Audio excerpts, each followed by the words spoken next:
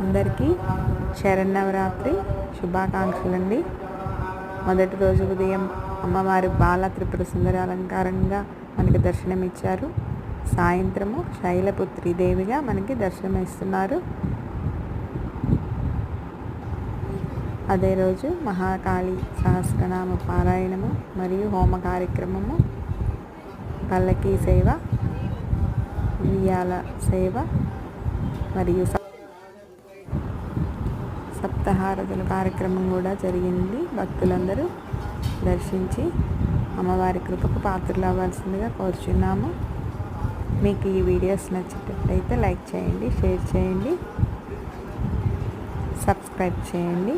Thank you.